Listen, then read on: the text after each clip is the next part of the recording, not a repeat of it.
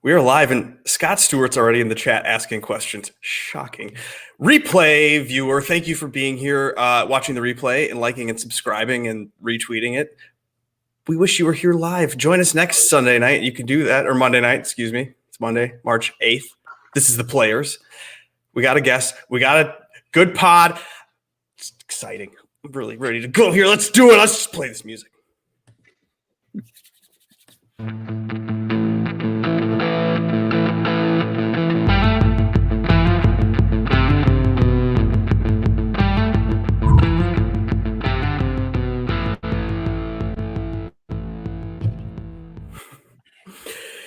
Hey, everybody. I'm Chad Eckert, and that's Joe Idone, and this is the Preferred Lines podcast, and it is the Players. Oh, yeah, we're cracking beers like we do every Monday night, streaming live on the internet, on Twitch, on Periscope, on YouTube. Chat along with us, because tonight we've got a guest who wants to answer your questions, and he might actually be able to provide you answers to some questions.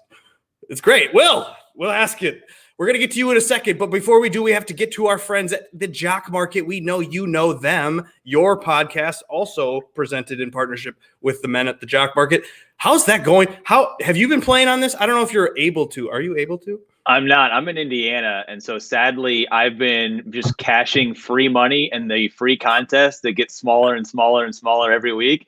So now that I have my little bit of windfall, as I like to joke with Dave and the guys over there, I was like, I wanted to give the money back. It just didn't feel right in those first couple of weeks making money. But yeah, until Indiana, I've heard to all my friends in Indiana that it's coming soon. So that would be really exciting, because when that does, I'm ready. Although I was really happy because last week I like value picks in the Jock Market. I like lots of shares on low buy guys that can make the cut, not necessarily the big get time guys. And if I had put my own money into the market last week, I would have gotten run right out of Bay Hill. So I'm happy right now that we're still not totally legal here yet, because last week was brutal for me and my my flyer picks. So we'll see.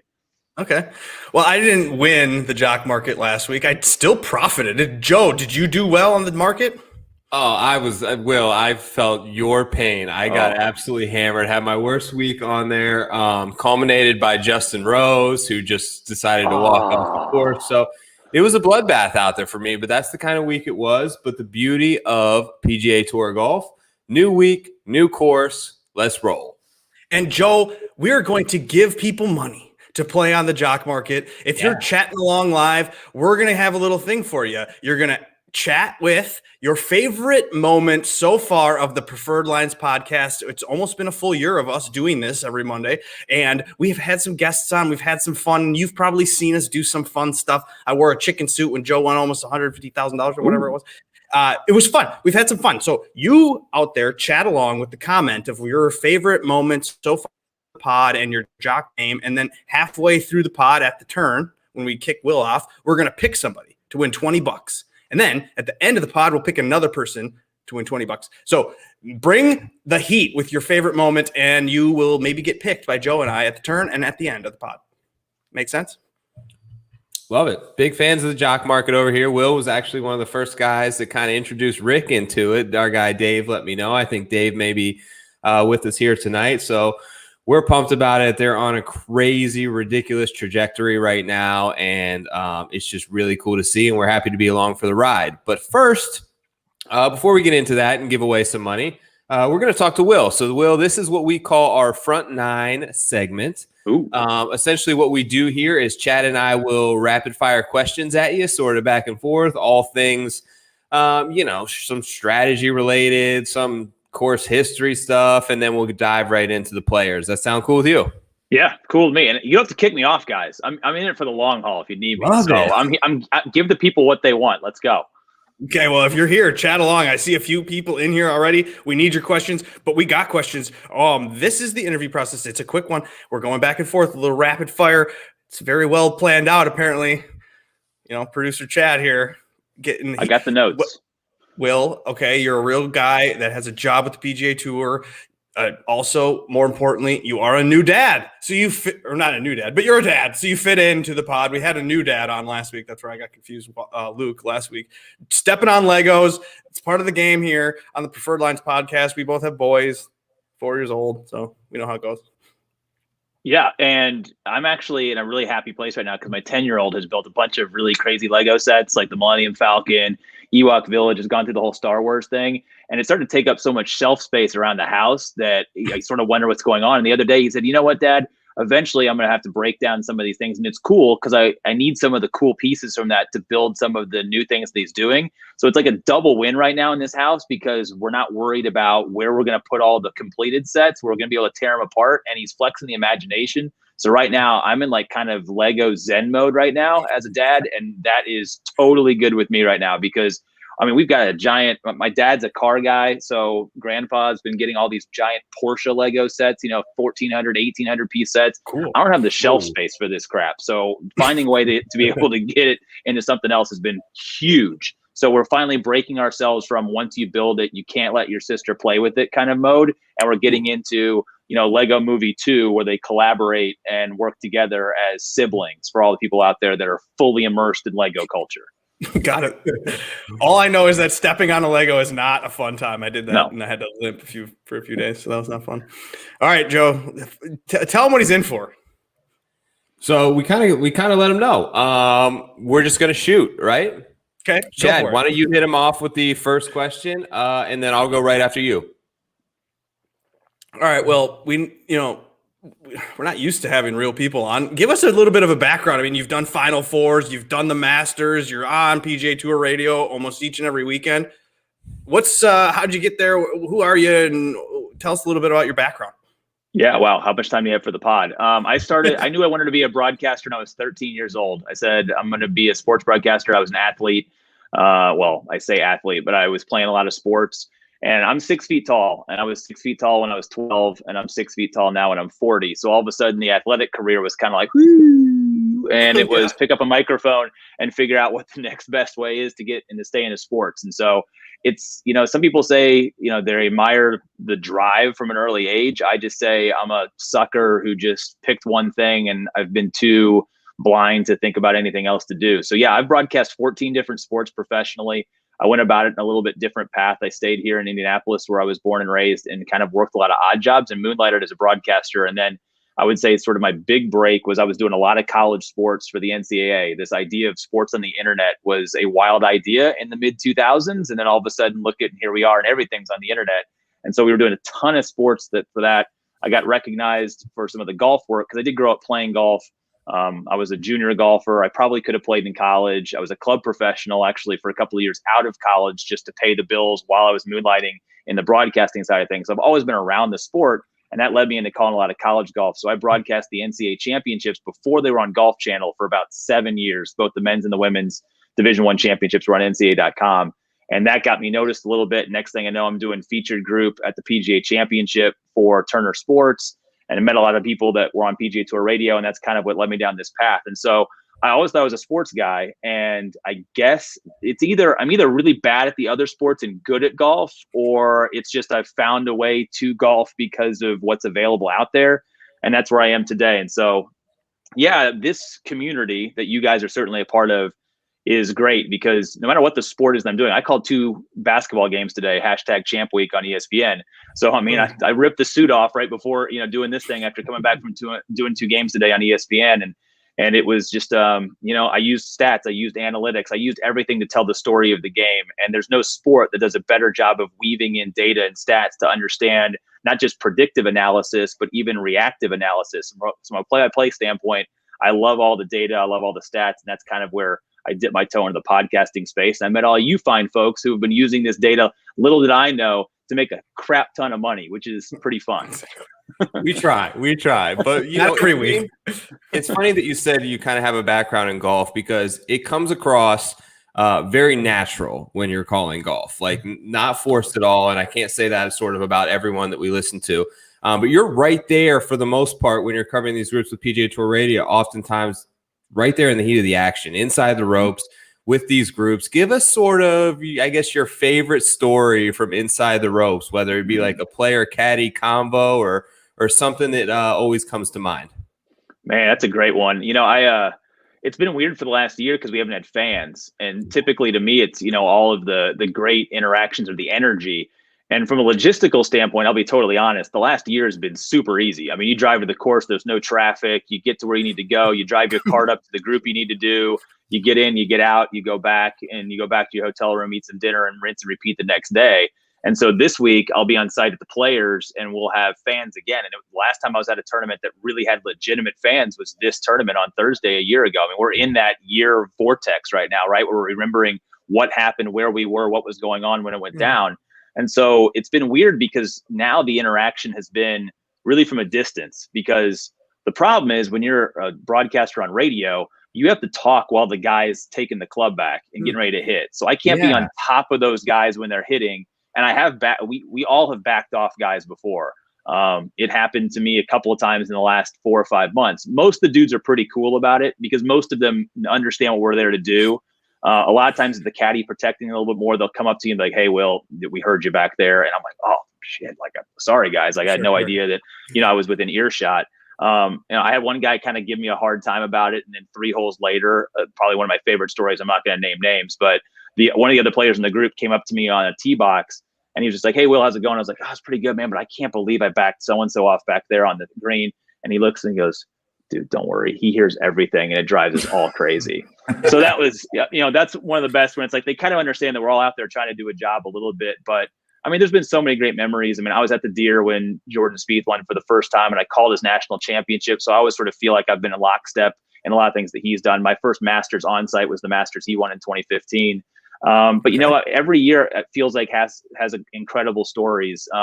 Cool. Man, but like individual ones that stick out are more just the moments, like the incredible shots. I mean, the DJ and Rahm back and forth putts at BMW last year are probably the most recent in mind to just how crazy that was. And I wish we'd had, 5,000 in grandstands around the 18th green to be able to experience that. But, it's always the moments. It's the chip ins, it's the hole outs. It's, seeing enough golf shots now that when there's still a shot that you see that just blows your mind, that's the stuff that always gets me. And I've probably called more Justin Thomas golf than anybody else in our crew. I've kind of been linked to him through the years. So I feel like anytime there's a big highlight in his world, I've been in a lot of those tournaments. So, last year when he won in Memphis, he had a shot on 16, the par 5, where he had to clip it off of a downhill lie out of the first cut to that back left hole.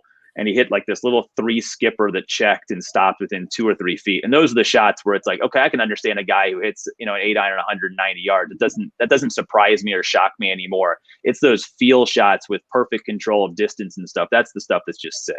Yeah. I wanted to ask you, like, do you have a go-to phrase or line, or do you have like a joke that you want to, you like say something to your kid or wife at home and you're like, today I'm going to use this word to describe this putt, and then you use it later on the radio and just kind of, do you have any kind of fun phrases? Yeah, I wish I could say I did. I mean, I work with a guy, and he actually was the guy that introduced me to PGA Tour Radio, Fred Alberts. And if anybody listens to our coverage, Fred's been around forever, and Fred's got some humdingers. I mean, he's like, that's a peach, sweet and juicy. I mean, he's like your grandpa calling golf, and I hope Fred's not. I know Fred's not watching because I'm aging by calling him a grandfather, but. No, he's got some incredible ones, and he's had some ones that have gotten him in hot water too, where he just kind of walks it up to the line, and it's been a little bit too close for comfort. There's a Katy Perry rejoin song somewhere in there about California girls in bikinis one year. It's a really good one. It's got to be floating around out there on the internet somewhere. But yeah, he's got some stuff that just comes so organically to him. And to me, I've always felt like I react sort of emotionally, and I don't want to have any catchphrases. The only thing that I will actually script is I will script winning calls. I know a lot of people talk about this with Jim Nance a lot of times on the TV side of things. I think it's only fair in that moment because it's so archived that if you prepare something that's still, I mean, you have to deliver it to where it doesn't feel like you're reading it off a script. I'll give you guys one, and I hope that I don't get in hot water for this again. I've already said it on the air, but when Patrick Reed won at Torrey Pines this year, mine was pretty clever. I did the whole thing. He wins the sort of tournament, and I said he rules the weekend. at Torrey Pines was my end on that one. And my producer was like, okay, I see what you did there. So those are the little things you take a little bit of liberty with some of the stuff to have some fun with it. But no, I mean, I actually had a listener one time when I was hosting talk shows on Sirius XM that suggested one from his group, and I've stolen a lot, and I call it a prime golf shot. So like a really good piece of meat, it's a prime cut of meat. So I'll say that was a really prime shot, grade A, spectacular, that type of thing. So I did steal that once from a guy, and I guess that's probably the closest I have to a catchphrase. But no, I don't have any really good ones that I come to mind necessarily. Well, we can send them to you. We'll DM you our suggestions. We'll just come up with some. I will steal anybody's content anytime, any place, and use it. And I will attribute it. Don't worry. I mean, it's fine. There's no royalty checks or anything, but I'm happy to just give you the love. That's fine. You mentioned earlier, just having fans back, right? Last week, like the TV was just amazing. It just felt different. You could feel kind of their presence there on the golf course. Do the players feel that and kind of feed off that? And who do you think sort of feeds off that energy the best? Brooks. I mean, he's the one guy that can channel a moment better than anybody else right now, which I think is the most important. I mean, he's got the characteristics of someone that we can't measure statistically, which is very rare, I think, in a professional sport where the guys are very predictable. I mean, in a lot of respects, he does things and can elevate, and his ebbs and flows sort of defy the logic that we're trying to apply to the sport. So he's talked about it. Rory McIlroy has obviously talked about it. Now Rory's played good enough golf to where I don't really know if you can pinpoint his struggles on not having fans there, but it's really the guys that have gotten accustomed to having mass galleries and stuff following him, the hum that comes with it. It's quieter now for them than before. Now you go and talk to, and I don't, name any of the other 90% of guys on tour on Thursdays and Fridays, they don't have anybody out following them to begin with. So it hasn't been that big of a difference. And it's crept into the narratives a lot about some of the younger guys. Like, would Colin Morikawa be as successful as he has been if there would have been fans at his first major win? There were a few at concession a couple of weeks ago. I contend his game was going to win no matter whether there were fans or not, but I think it's a fair argument still to sort of make.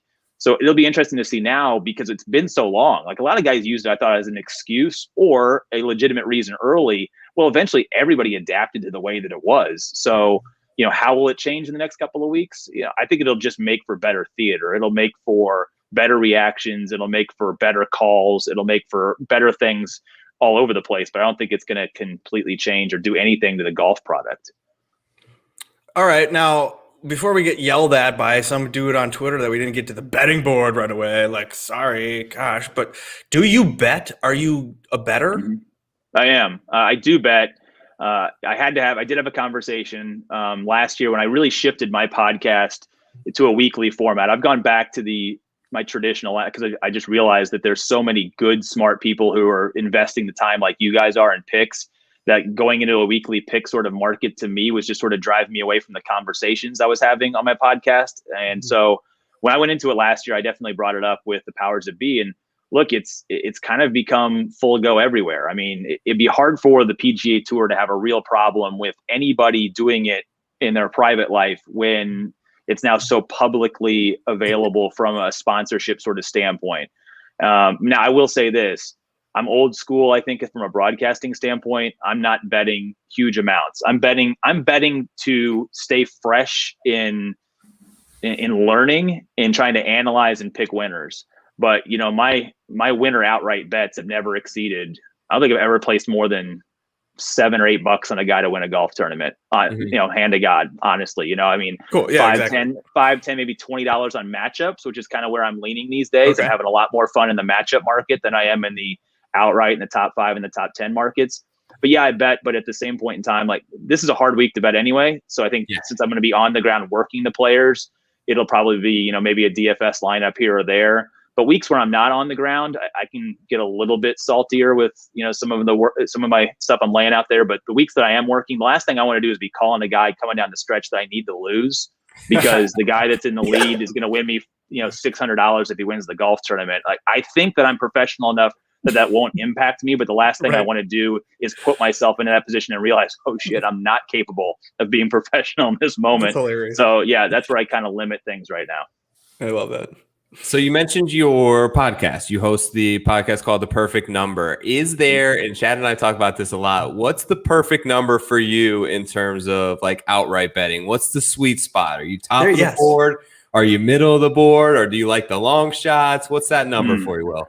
Yeah, it was like DJ at Riviera the other week, right? You're like, oh, he's got to win this golf tournament. Like, I got to take him at 6-1 or 7-1 or whatever he was. And then it's like, but do I? Like, do I really? Right. I think the sweet spot for me always kind of falls in. My eye seems to attract somewhere to the 18 to 27 to 30-1 sort of frame, depending on strength of field. Like, this is a great week. This is a week where you're probably going to be able to pluck a winner at 30 to 40-1 because the field is so deep. Now, could that mean that whoever's, the guys at the top of the board wins? Sure, they could. But I think that there's always better sort of value. It's the weeks where it's like, Bryson last year at Detroit, which I worked and I did bet him at the beginning of the week to win. So, I think he was 6-1. Yeah.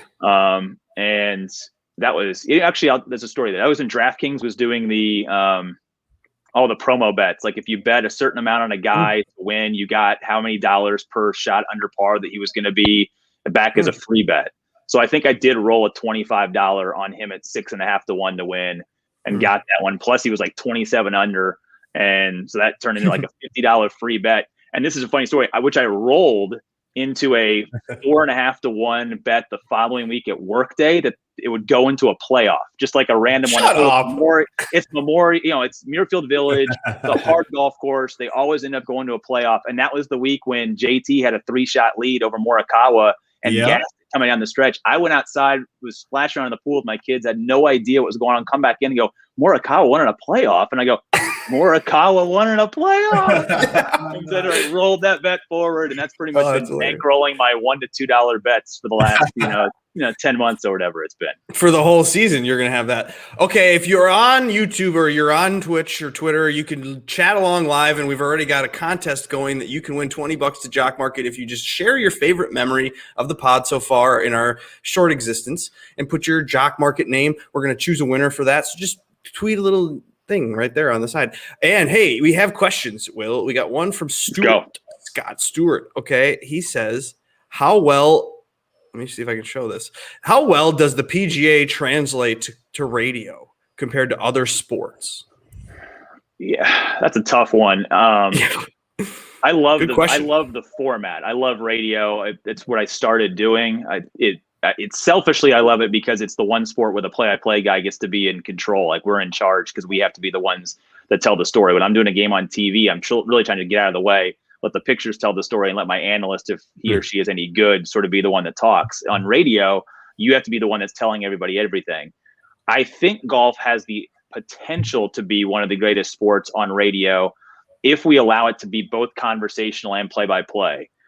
We call a ton of shots every week on PGA Tour Radio. And so I think that jumping back and forth can be good for just the basics of the tournament, but we struggle sometimes with some of the incredible things going on behind the scenes because, number one, our goal is just tell you what's going on in the golf tournament. So it's not a complaint. That's just saying the sport is so big, it's so robust. It's why I roll my eyes when everybody complains that, how do we miss so-and-so seeing that shot on a TV coverage? It's like, you got 18 flipping holes with 6 miles of fiber, and even with wireless cameras going anywhere. It's the world's hardest sport to broadcast because it's not confined to a space. It's not confined to a diamond or a square or a rectangle.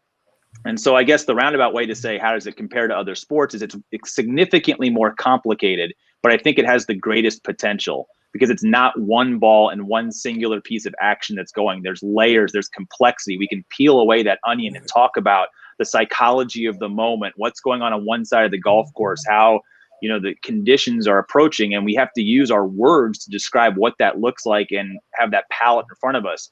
But the honest answer to that is we still struggle with that because we're trying to cram so much in to this linear audio delivery system to the listeners that, a lot of the shots I called you on radio are on tape because they're taking place while someone else is calling another shot or we're in a commercial or something.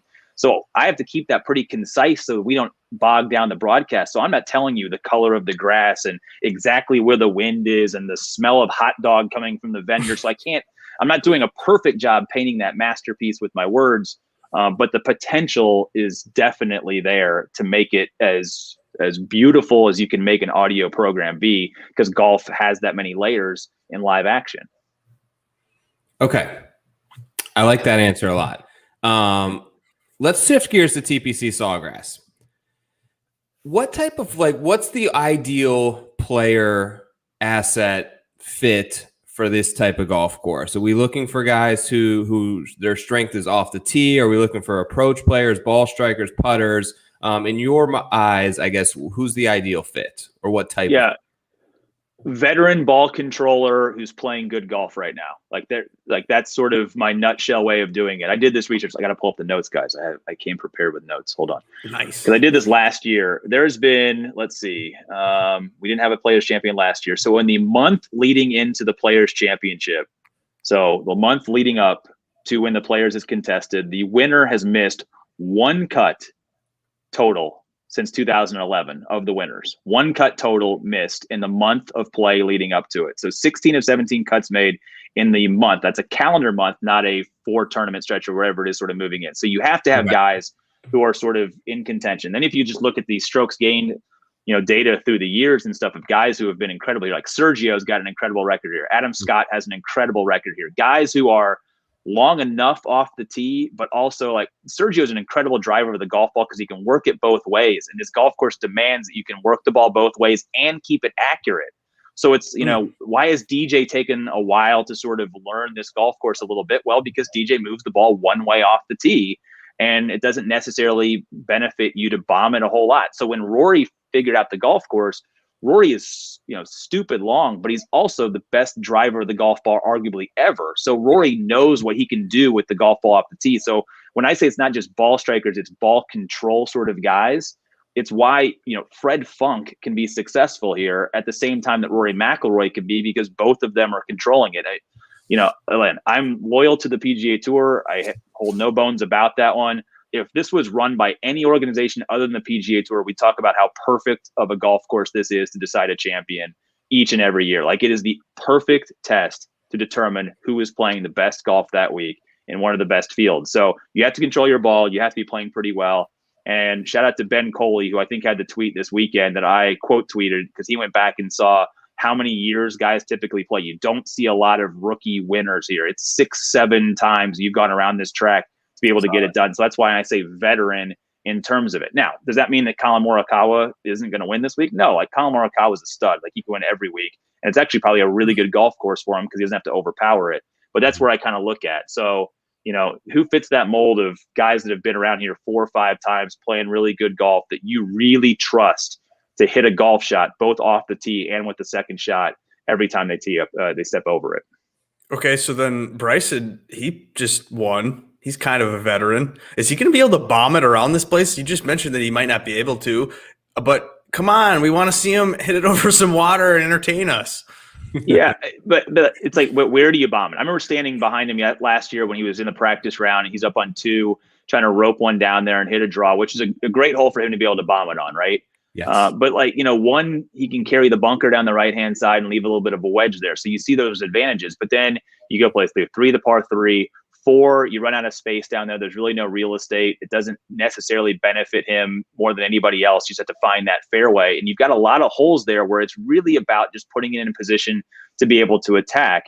But he did a really good job of it last week at Arnold Palmer. Like, he picked his spots. He said, look, every day on 5, I'm going to blast it down here as far as possible. If the wind allows me, I'm going to blast it as far left as I can at 6. But he was still patient in spots. Like, I don't think people give him enough credit for when he knows to rip it or not. This is just a golf course that I don't think provides as many holes for him to have that huge stroke gainer off the tee like he had last week. Like, last week is a prime example of the longest, straightest guy in average weather conditions is going to dominate Bay Hill. It's a driver's paradise at Bay Hill. You've seen it with what Tiger and Rory and all these other guys have done.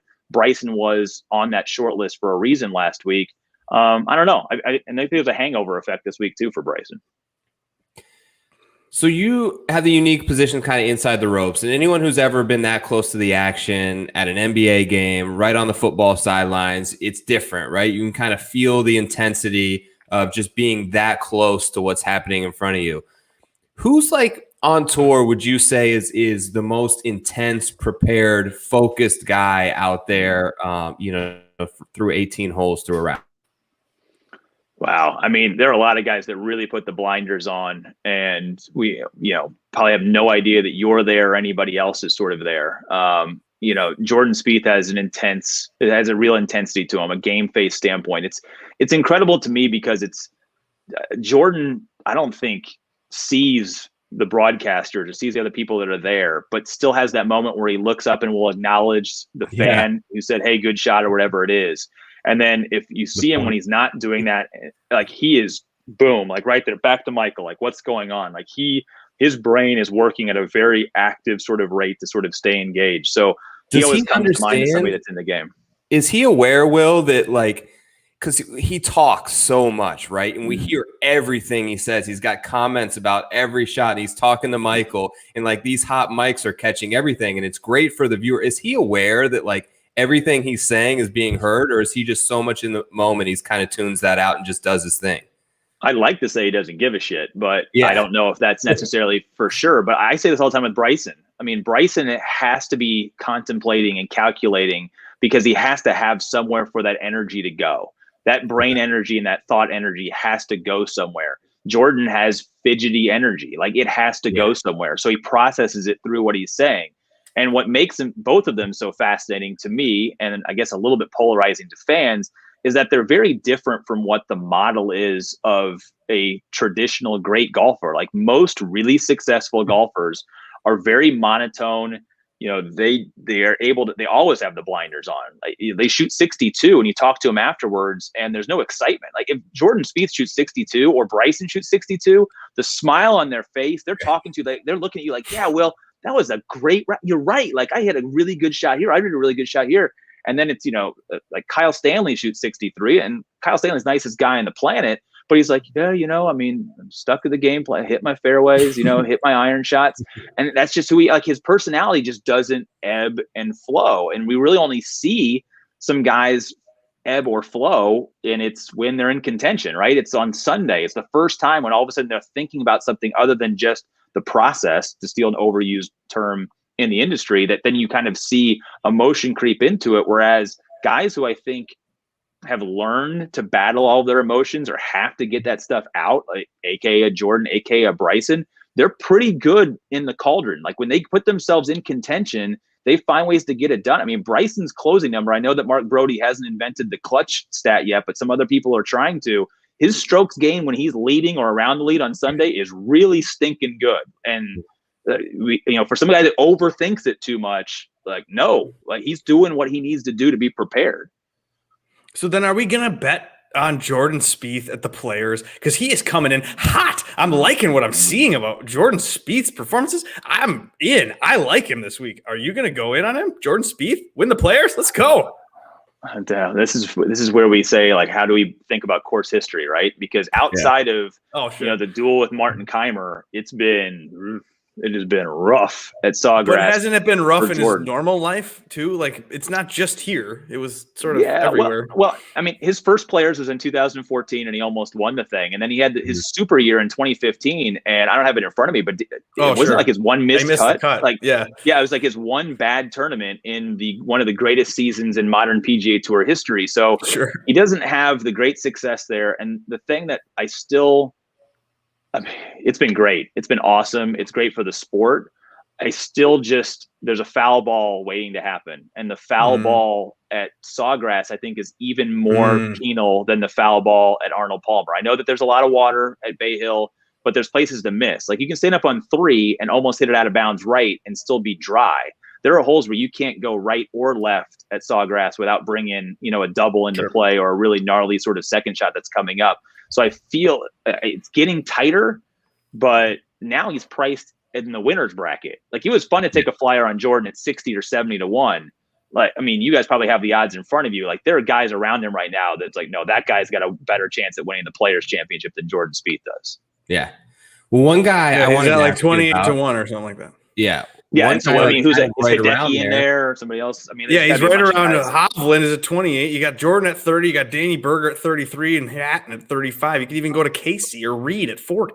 Yeah, matchup bet Berger and Speed. I mean, Berger has a terrible track record at Sawgrass too, so I guess I can't really, take that either. But I mean, if it's a matchup straight up between Jordan and Berger, and this is the weird thing. This is where you got to take emotion out of it, right? Like the stat guy in me looks at that and says, okay, I have the sample size for a year and a half now on Daniel Berger. Like I trust Berger more than I trust Jordan Spieth, even though what I've seen the last couple of weeks. And that's sort of sacrilegious to some, but that's just kind of the way that I feel, because I can trust Daniel Berger to hit the control shots, and I'm still waiting for the snap hook on 18 or the block right somewhere, 14 maybe, that Jordan's going to have that's going to cost him 2 or 3 shots when it matters. Or he doesn't have a hole in one.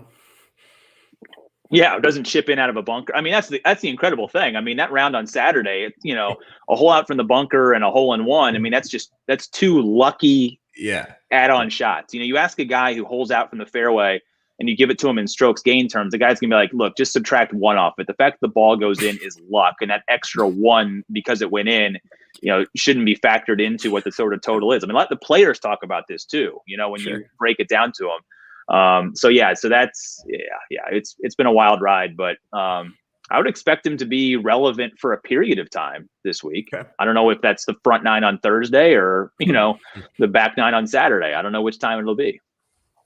One guy I wanted to ask you about is technically our defending champion is Rory.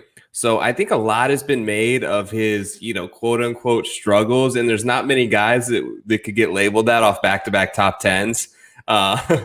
But he mentioned sort of post round that he's considering kind of going in a different direction on certain things. You know what does he mean by that? Is he talking about a caddy change? Is he talking about switching out a putter, which we've seen him do a couple times? Is it something very small, or is this more of a big picture thing for Rory right now?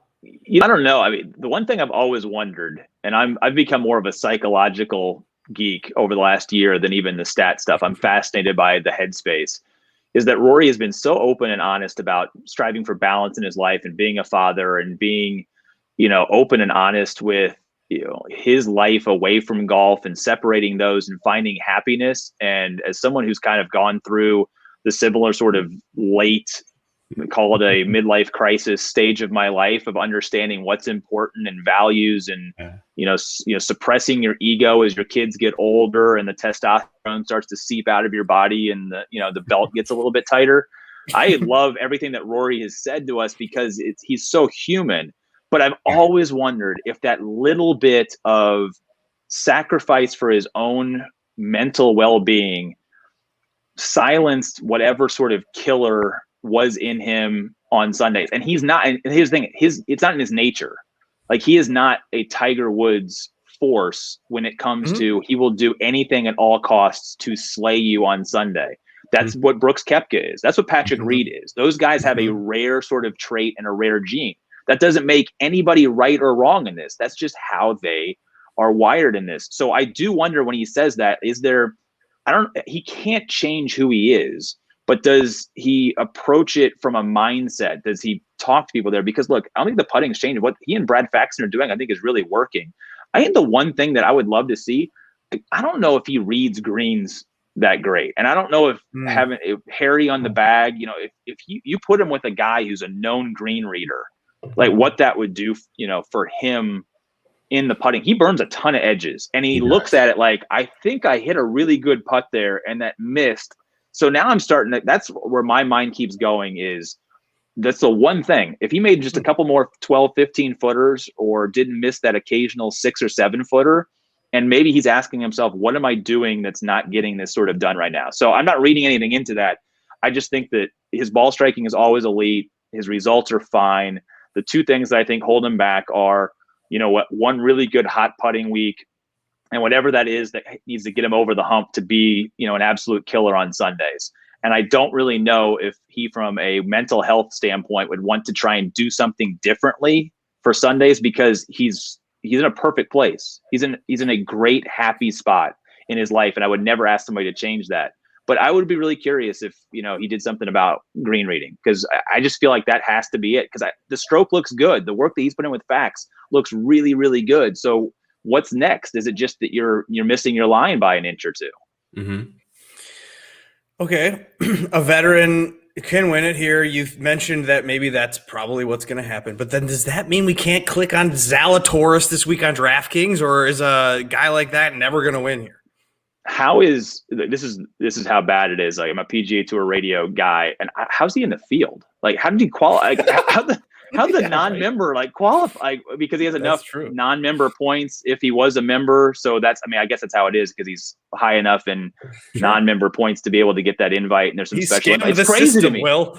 It's crazy to me that like he's in the players. Like, I mean, 6 months ago we were starting like GoFundMe campaigns to try and get him starts because of how well he was playing on the Korn Ferry Tour, and his play is just sort of taking care of itself. I mean, it's I'm like, he's got so much looking forward to him. It's like, can we just hop off the bandwagon? And like last year's Will Zalatoris is this year's Brandon Wu. Can we just like get Wu all the starts that he needs to be like the 2021 Will Zalatoris? I mean, what's going on here? Or maybe Taylor Pendrith, like he's the poor man's Will Zalatoris, right? So like, I don't know. It's he has the game. So much of his strength is like, he is crazy long. I mean, he is whipping that tiny little thin torso through there and generating some club head speed like nothing else. And so I do wonder with, trying to learn the spots and where to go and where to place it and where to hit it. And he's a really good, he's one of Scott Fawcett's first guys. I mean, Scott caddied for him at the US Junior when he won it. So he's been a decade guy for a long time. So he's going to be prepared in terms of course strategy, no doubt, but there's so many things to learn about around the greens, and you can't bludgeon the course to death. And Zalatoris is so good off the tee and with those irons that no, it's a huge field. It's a massive field. I don't expect him to win against this field. And he's getting priced like a guy that you would expect to win, and he's still not a full-time member of the tour. It's crazy. Right. So he's around. Let's just see who he's around real quick, because this is kind of funny. Like, you got Will Zalatoris. He's like next to Louis or even Answer or Garcia. Adam Scott is 80-1. So wouldn't you just lean those guys? I would definitely. I'd take. Sergio hasn't missed a cut here in 16 straight starts. Right.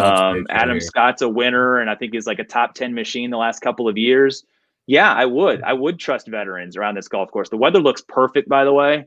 And I don't really know what that means. Like, sometimes like some weeks it's like, okay, well, if the weather's really bad, then you can eliminate a bunch of guys. Like, I think if the golf course plays the way that it is, and anybody that follows me on Twitter, I'll be sending inconspicuous weather reports and rough height intel and stuff on Wednesday when I walk around the golf course. But it's I don't know, with it being played in a 10 to 15 mile an hour wind, maybe maximum this week, and plenty of sunshine and no rain.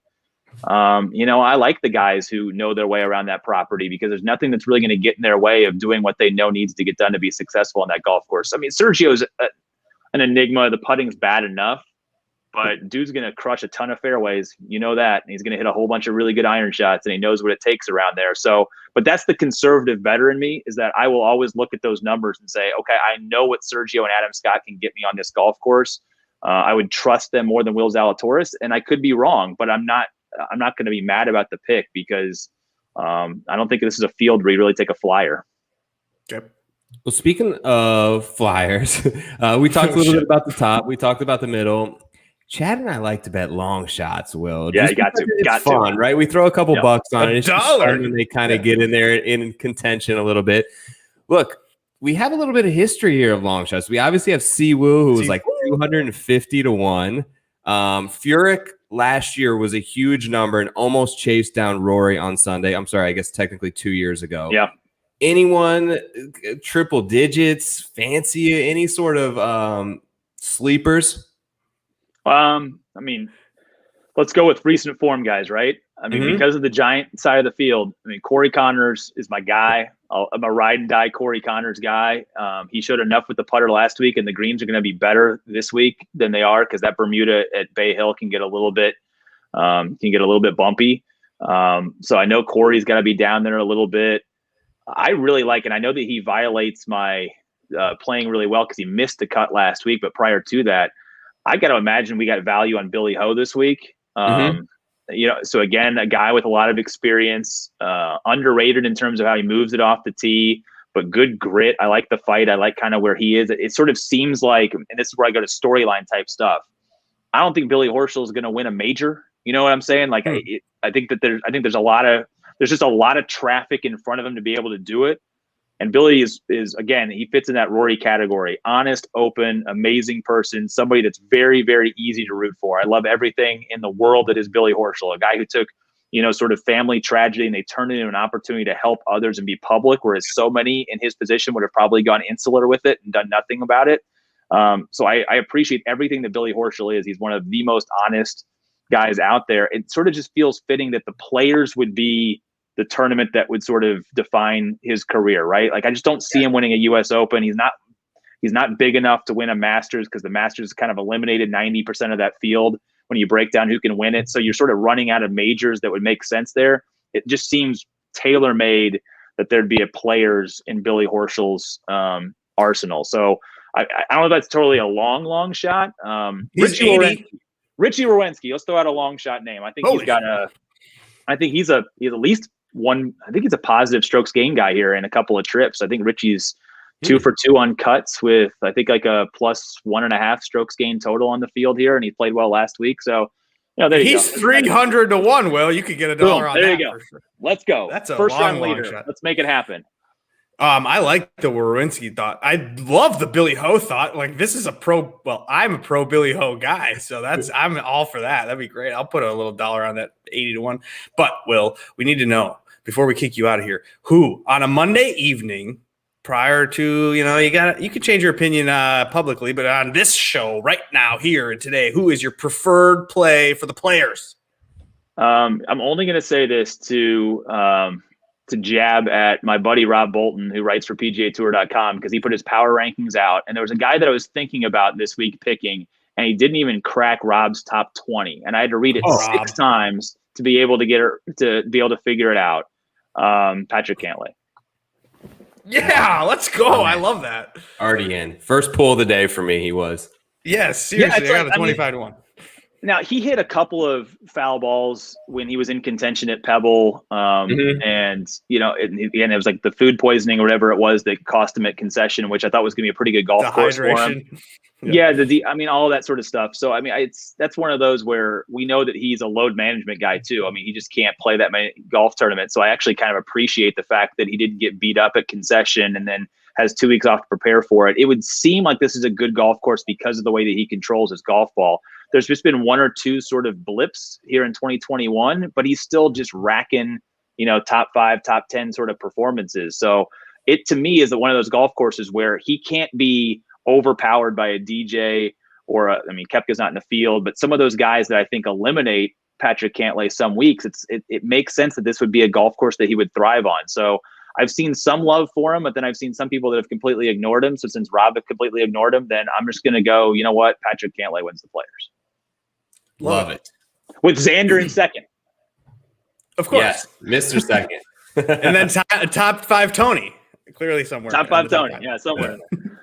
So, Will Haskett, thank you for joining us. Everybody loves PGA Tour Radio. Even Karl Marx, our guy, he says PGA Tour Radio is the best. It is the best.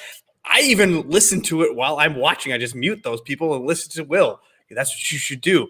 Will, tell us your schedule this weekend. We're free on the app, guys. PGA Tour app. You just, you listen for free. So if you're mowing the grass or doing whatever, you don't even have to have a Sirius XM subscription. I was just going to say that. I love mowing the grass listening to PGA Tour Radio. There you go. You think I'm not showing houses on Sunday afternoons and it's ruining my life, but I can at least get the PGA Tour Radio on my car. It's great in between the houses. So, hey, follow Will Haskett at Will Haskett. You can listen to him this weekend on PGA Tour Radio. And Will, you provided amazing information for us, and our fans and our followers and our listeners are very grateful for you for showing up for us. And you can come back anytime. You're welcome to be back here. But if you aren't coming back here and we never see you again, we can follow you each and every week on your own podcast called The Perfect Number. And that can be downloaded on the iTunes network and everywhere else. Let's go. Perfect Number. Everywhere else. And I appreciate you guys doing this because I've become very lazy for my podcast audience this year. So this is my preview for the Players. So whatever this is me. This is it. And this is great. Like, I'll come back anytime because now I can just go to bed. I don't have to edit it and post it and write the description or anything to it. I don't have any sponsor obligations tonight. Like, I'm literally just going to shotgun the rest of this beer and I'm going right to bed. So I appreciate you guys so much for that because you just saved me like 45 minutes worth of work. I'm tired. I've done 2 basketball games today and 3 selection shows yesterday. I got to pack a bag to go to Sawgrass. So God bless you guys and your audience. Well, we know now we got to bet on Billy Ho. We got to bet on Patrick Cantlay. We're going to do it. We're going to win big. We'll see you next week or next time, whenever you want to come back. All right. Thanks, guys. See you, Will. Thanks, dude. Thanks, man. See ya. Will Haskett. Holy shit. A real person? That was great. I mean, like I couldn't kick him off. That was pretty good, right? Yeah.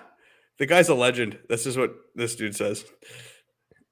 He was really good. I really enjoyed talking to him. So hopefully we can get him back sometime. He had great picks. He had great information. And he was fun. He drank a beer with us. That was cool. Okay, so then shall we make the turn? And when we were talking earlier, we were talking about giving away money, and we're giving away $20 now and $20 at the end. We're giving away Jock Market money. And in fact, there's been a couple people who have commented. The rules are, Joe, you got to comment on the side your favorite moment of the pod so far, and you get some Jock Market money. It's easy. You could say, I loved Christina Kim's interview. I loved when you had the chicken suit on. I love when you had a bunch of other guests, whatever your favorite guest was, whatever. Scott Stewart deserves the money. He's always here. He's commenting along, and he commented the chicken suit was definitely a must-see moment. I love it. And he put his Jock Market handle there. Great job, Stu. You fulfilled all the requirements. $20. We'll make sure that we get your account credited $20. There's still time for the rest of you guys. We'll try to, I don't know, maybe randomize the last one, but give us your favorite moment of the show so far. If you're new to Jock Market, we'll give you $20 by using the code PL20. That's right. That will get you $20. If you've been in the Jock Market for a while and you really know what's going on, like the rest of us, comment. Give us your favorite part of the show, and we'll get you $20 that way. Appreciate you guys. Okay, Joe. Let's make the turn. Seriously, this is legit. This is the betting board for the Players Championship. It is not a joke. It is a real tournament. The players are being paid a lot of money, so they might care. Yeah. And at the tippity tip top this week, as it has been several times this season, Dustin Johnson, he is at, 12 to 1? Yep. 12 to 1. I mean, we've seen him at 8. We've seen him at 6. We've seen him at 9. Here he is at 12 because the under 20 to 1 names are juicy. And Bryson, last week's winner, he's at 15. He's here. Same with Rahm. Rahm is probably due to win this thing. He was in contention with the Rory year, and he flew it into the water or whatever it was. You got Rory there, too. You got Xander. Well, no, that's the 20. He's 20. So we're not going to talk about him yet. We're going to talk about the guys under 20 to 1. We're going through the betting board. If you like and subscribe, that would be great. If you rate and review and retweet and all that stuff, maybe I'll retweet so that people can know that we're talking about the betting board. Joe, do you have anybody at the tippity tip top? Go ahead. You retweet. I'll talk about the top of the betting board here for a little bit. So, Dustin, right? Course history, not great, like Will mentioned. But 2019, so the last time this event was played in full, the only player in the field that week to have 4 rounds in the 60s. So maybe he figured it out. T5 that week. I don't know, right? I don't think I can bet him 12 to 1 right now. The current form has just been a little bit shaky the last couple of starts, barring the win overseas.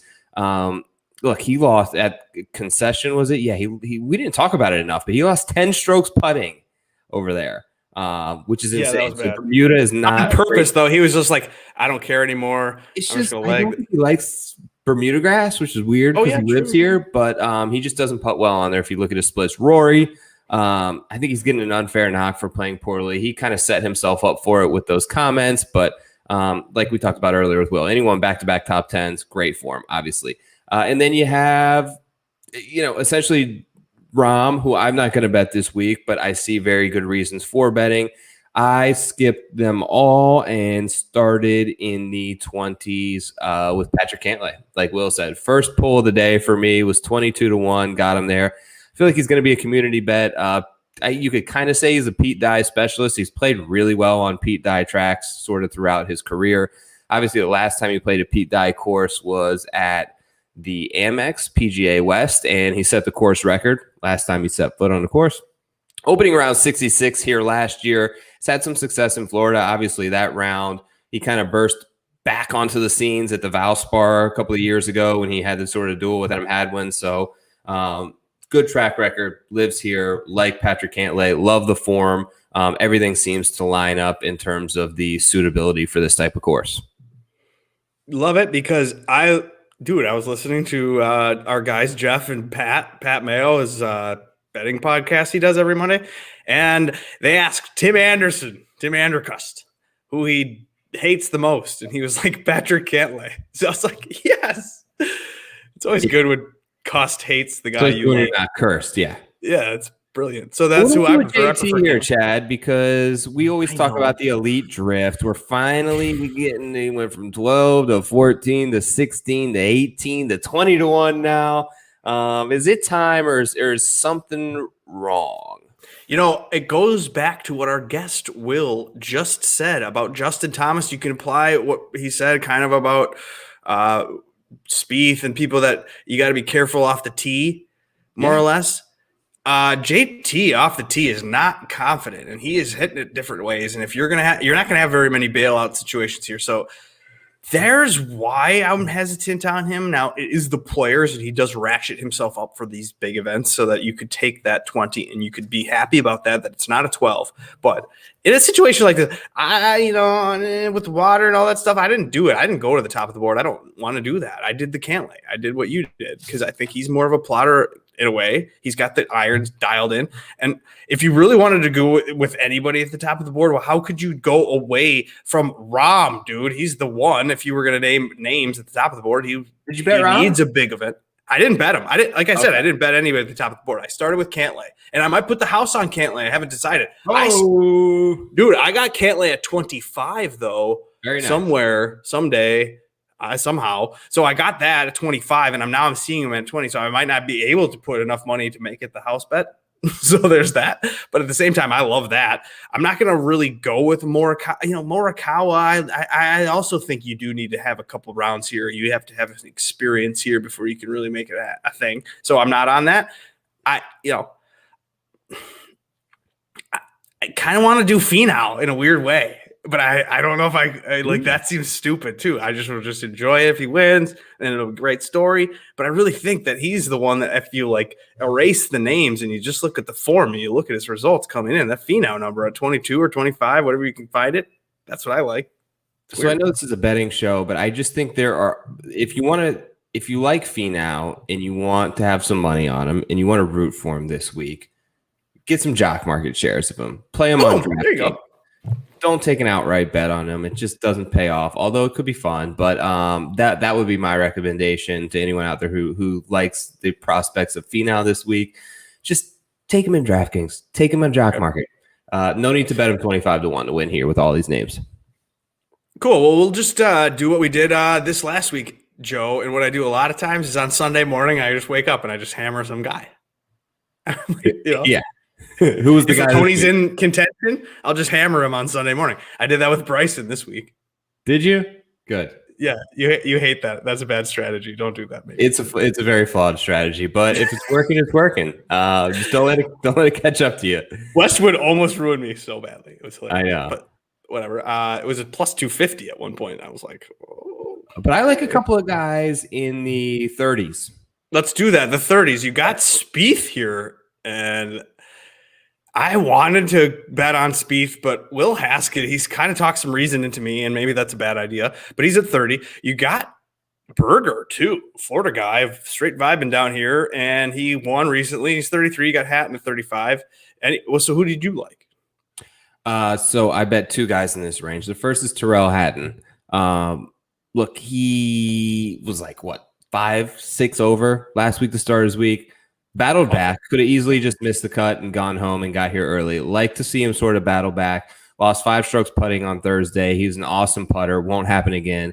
Rated out really well in everything I looked at. Number 4 in ball striking. Number 3 in approach. World number 7, yet he's the 15th guy on your odds board this week. Who plays in Florida, who's closing out wins recently at an incredible rate. So I don't really get why he's priced where he is off of one sort of semi-bad round. Not even really a bad week, just a bad round. So I feel like there's value there at 35 to 1. And then at 40 to 1, they're gonna put that number on Patrick Reed. We gotta bet right. Come on, coming off a miscut. I don't care. I had him off a miscut at Torrey where he won. So don't care about the misputt. Got there early. Ninth and a first in his 2 starts right before the miscut. So he's in good form. It seems like he's hard to quantify because he's always a good putter. But one week he'll have a really, really good approach week where he'll gain a ton on approach. The next week he'll have a really good driving week. Then it'll be all short game. But what we see is he's hard to quantify with stats, but he's just a grinder. He just makes pars when he needs to, and he's a great putter. So all those things kind of line up. I think he's got enough runs around here at this track with not a ton of success, but he's had enough battles at it. I like him anytime that he can kind of get in contention is worth a 40-1 ticket always. Okay, so Charlie R is in the chat, and he's on Reed. Yes to Reed. But Reed, actually, you will see his statistics in his first 8-10 rounds or whatever here are bad compared to the statistics at his last 12. So if you are trying to get more information to just confuse yourself, you can go to the headquarters of the media for PGA Tour, and sometimes they provide shot link data from the year before, and they give you all these stats. And if you're ever wondering how the Fantasy Golf Pod has some of these stats, I just copy and paste. So it's not like I'm looking up some of these things. So you can do that. I'll give you a link if you DM us at the Preferred Lines on Twitter. But you can find these stats, and some of these stats will help you learn that, oh, yeah, he was really bad to start here. And this has helped me over the years where you see a guy's like, he's not very good here. But then they break it down for you, and they say, well, Reed was bad at the first 10 rounds that he played here, but the last 12 rounds he's played way better. And Kuchar's done this before at different places, and I bet on Kuchar one time, and he won because he's that. So maybe you just go Reed is getting he's figuring this place out. So I don't know. On that. We kind of glossed over him too. I see someone comment in the chat, but what are your thoughts on Daniel Berger? Obviously a win, like 2 starts ago, seems to be a little bit forgotten about back here in Florida. Dude, I love Berger actually, and I bet Berger. I have a small bet on Berger. He's going to make the card because of his success recently and his ability to play well and the big moments. And I think he's a little still pissed that he didn't get into the Masters in November. He's got that chip on his shoulder, and I like him, and I like his number. And I think we've seen him perform statistically, and he also has that putting ability. And then you have the grind ability. You have the Florida thing. Like all of this, you have the moment that he wants to prove it. So I like the Berger. And yeah, thanks for the comment, Grimmy. Comment along. Now, Charlie, don't say that. Charlie doesn't like Berger. Charlie only likes my picks. Yeah, right. But he is a big fan of the house bet, he said. Big fan of the house bet. How could you not be? No, I know, right? Okay, so anyway, let's go on. Let's keep going. We're going down the betting board. We already talked to Will Haskett. You're going to have to watch the replay because it was the best interview I think we've ever had. Probably, yeah. I think so for sure. Now, Spieth at 30-1. Do we really need to harp on this or not? We can't do that, man. I know. I thought I could. And then now I'm coming to some realizations. I don't think we can. I would like to, but I would have loved to have gotten it. He needed to win when he was 50 or 60-1. I think he needed to win probably the Waste Management or Pebble. Either one of those, he had great opportunities. This full field, everybody's here. All the big boys, not good course history, water everywhere off the tee. Not the spot for Spieth. At 30-1, not for me. Now, he's like 8,600 on DraftKings. That feels more appropriate, because he does score a lot. That's what he does. So on a DraftKings sense. But based on hearing from the expert, the guy that's on the freaking course, looking around, knows what he's talking about. He doesn't like the odds of Spieth to do well. So I'm like, well, I'm gonna. He's a huge Spieth fan. He said so himself. Exactly. He's his favorite guy. He's followed him since his college days. He's not even on him this week. Yeah. So what are we gonna poo-poo our expert guests? We're acting like we know things. No way. All right, Paul Casey though, he's played well. He's at 40-1. You got Fleetwood at 45. Any interest in the Euro names at the 40 or 45? No, just because I ended up on Hatton and Reed, I passed on these guys. I think that they're okay. So there's a lot of good players in here: Casey, Hideki, Fleetwood, Fitzpatrick, Scheffler. You can look at all the stats you want, but I want guys who win. And Tyrrell Hatton wins tournaments. Patrick Reed wins tournaments when they're in contention.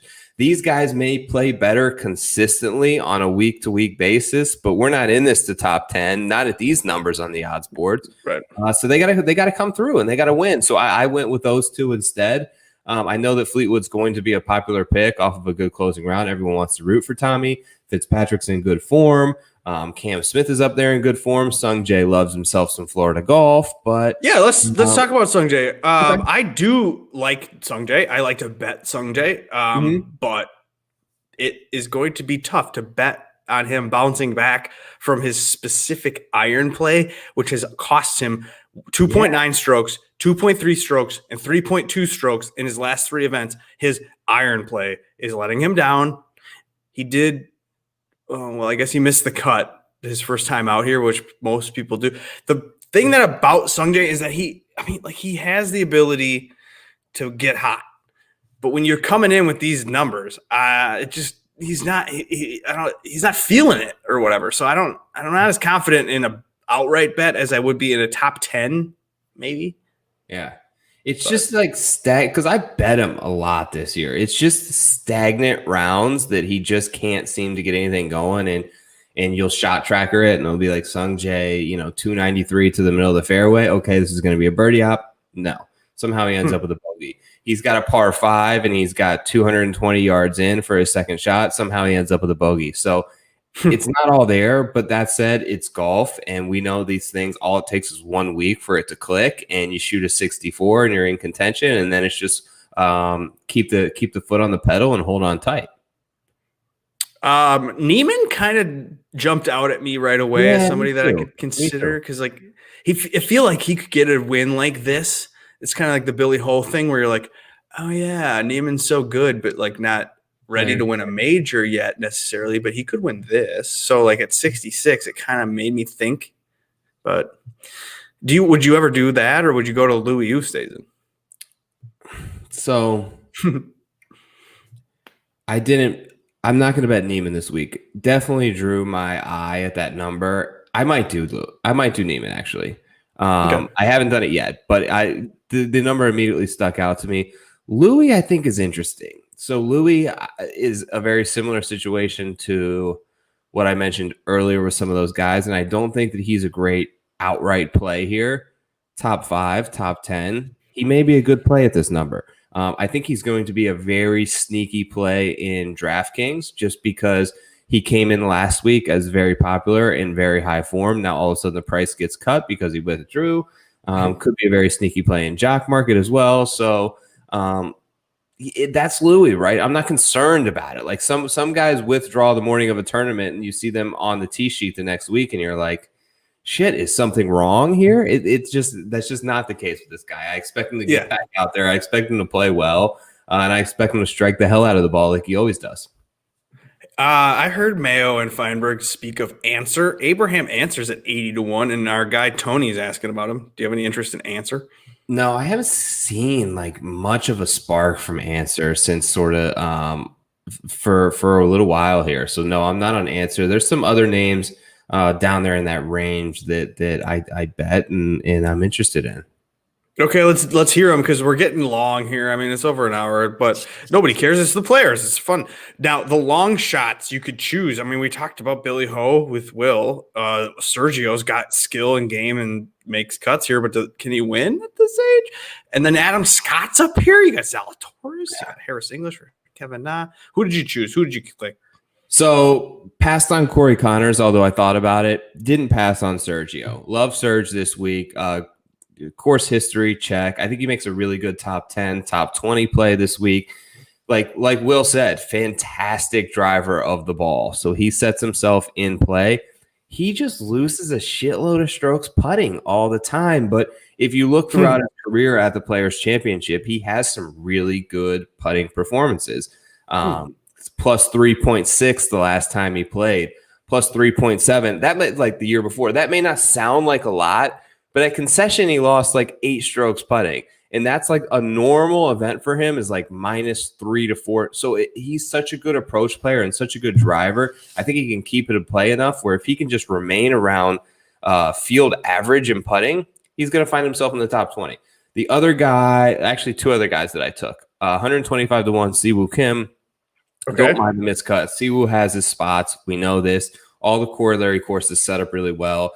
His aggressiveness is kind of really rewarded here when he plays well. And what you're playing for in 125 to 1 guys is upside, right?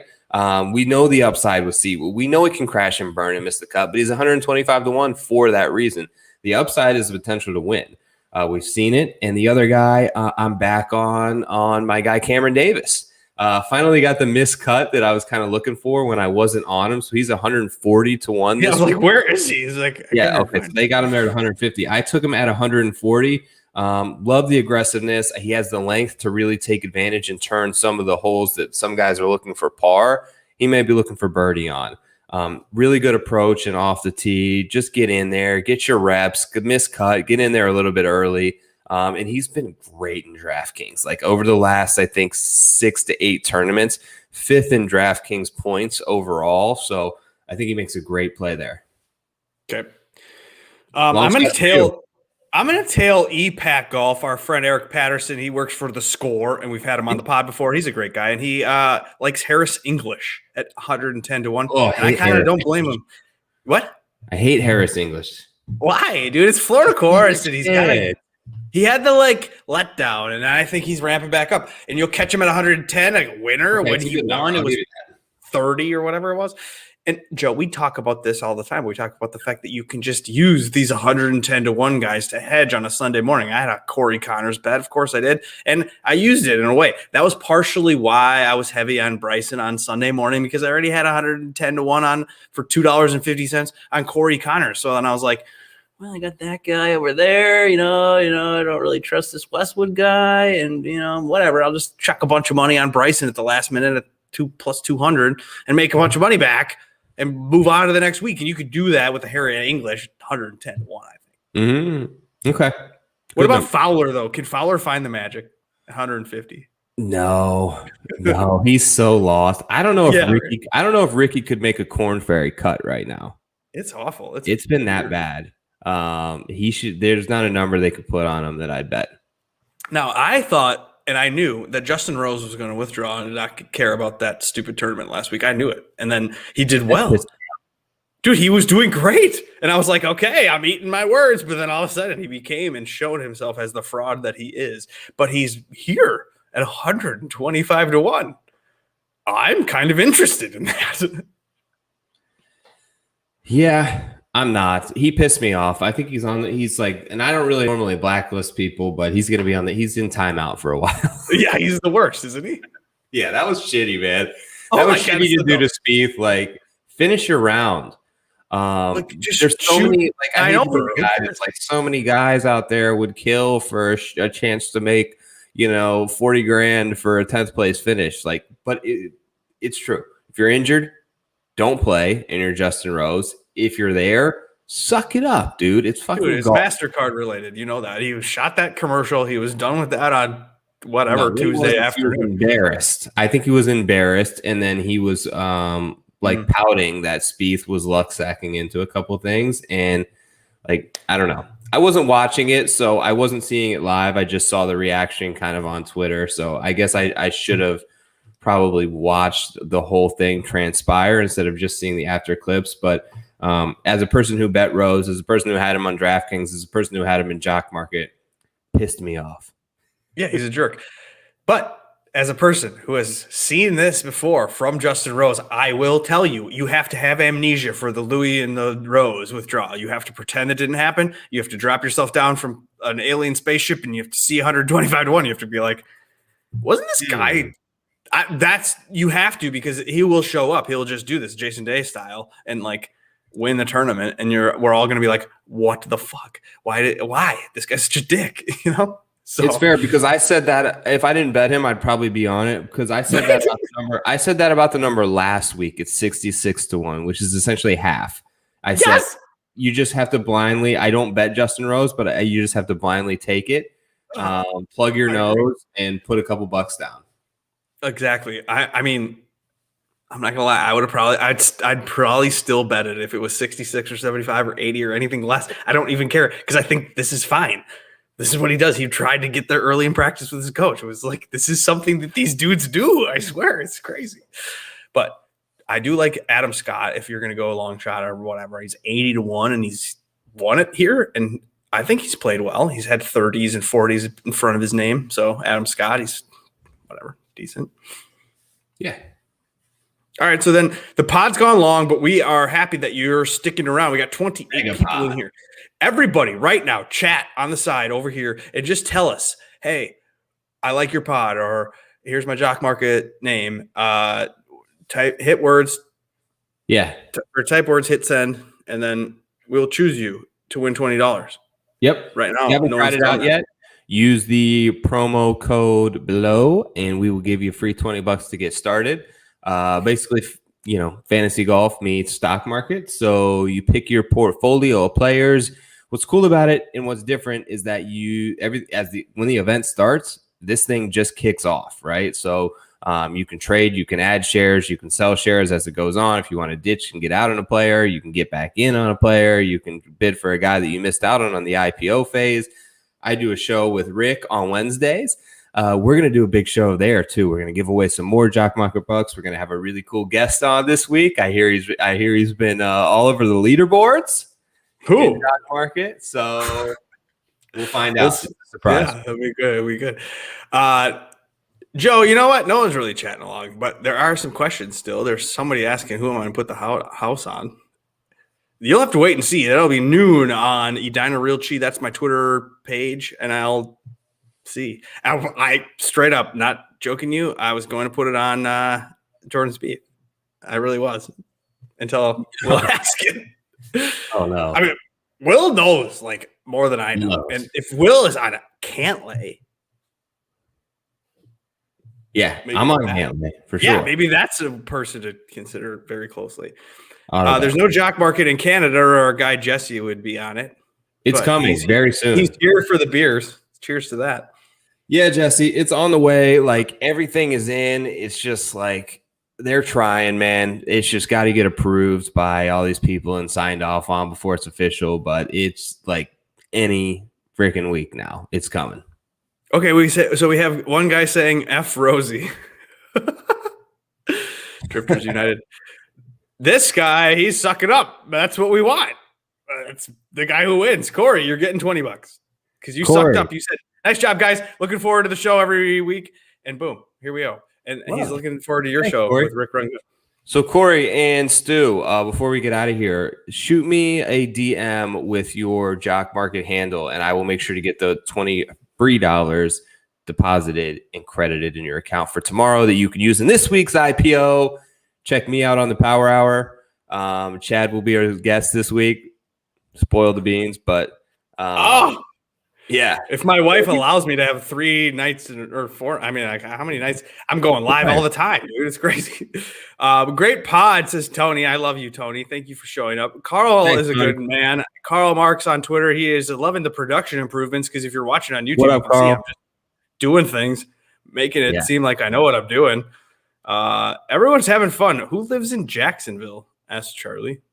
So Charlie, I'm interested. I saw you comment on this a couple times. So I don't know who you're talking about, but I know a couple of guys who are my guys, and it's Doc and Lanto. I don't know that either. That's what he was asking about Doc, I think. Okay. I know they both live right there by Sawgrass and play the Dyes Preserve course in Jacksonville Publix a lot. So I think that's what you mean, Charlie. I don't know, but I'm pretty sure that's what he means.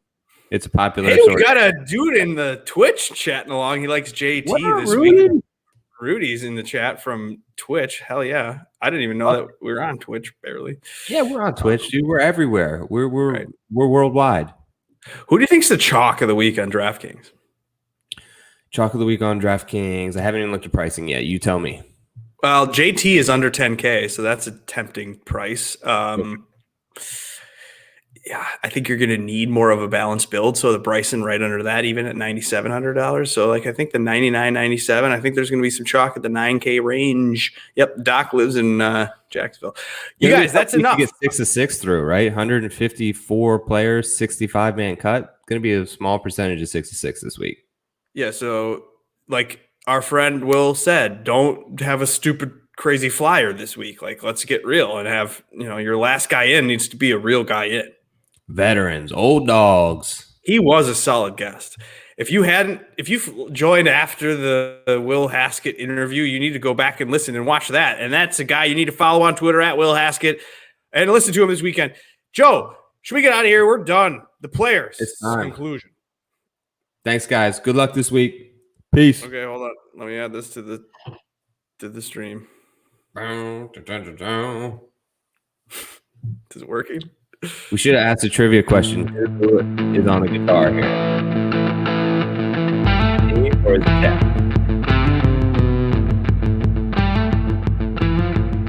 At the Quagness riff. Thank you for watching. Like and subscribe, rate and review, retweet, and all the things that we need you to do. We'd appreciate it. And we'll see you next Monday night. It will be actually the Honda Classic. It's a great tournament. It's right around the corner from where you live. Honda we had the Classic DFS week. Open there. I will be there. I've got Bear Trap tickets. I've got DFS Open spots to give away next week. Join us back here. Same time. And guess who the guest is? Gonna be the guest we have at the Preferred Lives next week. Oh, baby. Bring your Crown Royal. I'll just tell you that. Let's Peace go. out, everybody.